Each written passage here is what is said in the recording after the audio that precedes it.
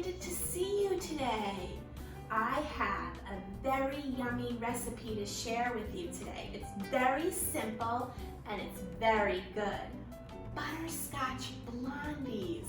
They're one of my family's favorite recipes, and when I make them, I pretty much leave them in the pan and they're gone by the end of the day.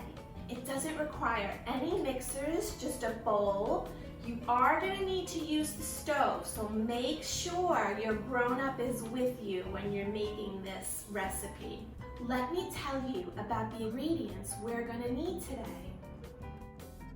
We're going to use 1 cup of flour, 2 teaspoons of baking powder, 3/4 teaspoon of salt, 6 tablespoons of butter, 1 3/4 cups of light brown sugar, 2 teaspoons of vanilla, 2 eggs, and 1 cup of chopped nuts. I have walnuts today because that's what I had in my pantry, but I think pecans would be delicious in this recipe also. So if you have those nuts, you could definitely use them. So the first thing we're going to do is mix together our flour, baking powder, and salt in a small bowl.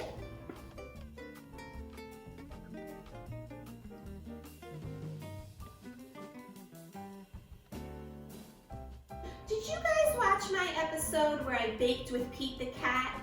He went to Miss Laura's house and then he came here to my house and we baked some cookies together. If you haven't watched that, make sure you go back and take a look. And you can make some yummy button cookies with me and Pete. Now that that's all mixed, I'm gonna leave it to the side and I'm gonna melt my butter. So I'm gonna go over to my stove. I turned my stove on low and I'm gonna add my butter till it all melts.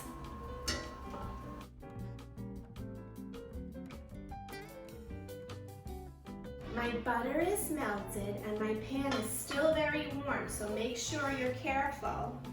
At this point, I'm going to add the brown sugar and the vanilla, and this is where it's going to get that nice, sweet butterscotch flavor.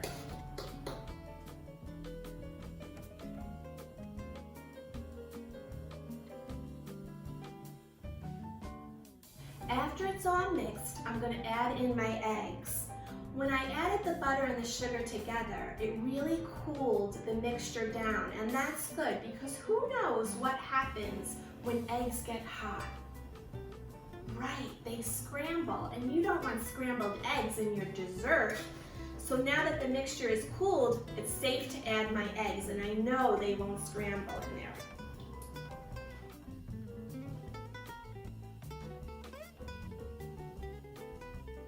It's all mixed together, and I'm going to add my flour mixture that I made at the beginning.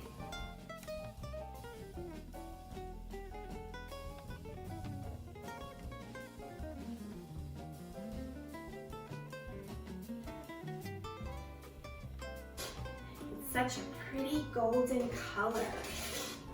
Once I've combined everything, I can add in my chopped walnuts, or if you're using pecans, you can add those in right now too. And we're just going to mix it till it's all combined.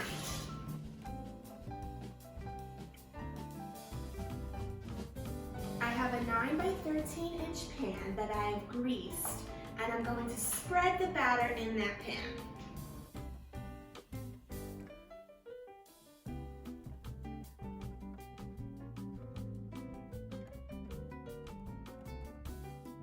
I've spread the batter out as even as I can get it. I tapped it to get out any air bubbles, and I'm going to put it in the oven. I've had my oven preheating to 350 degrees. This is going to bake for about 20 to 25 minutes. Be careful not to overbake. It's still going to be soft in the center, but you don't want the edges to get too dry. So after about 20 minutes, I'm going to take a look at it and see how it's doing.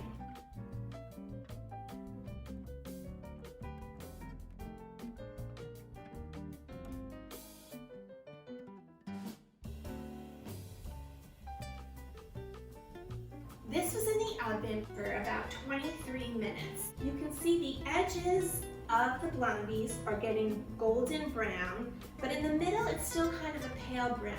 These are done. You don't want the edges to get too dark and the cake will be dry. So I'm going to let these cool to room temperature. They've cooled to room temperature. I cut them up, dusted them with a little powdered sugar, and I can't wait to try one. Even though they're cool, these would be good if you warm them up a little bit with some ice cream on top. That would make a really special sundae. Let's try a piece.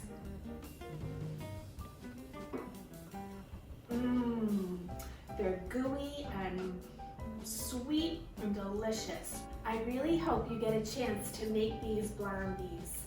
In a shake, rattlesnake. See you soon.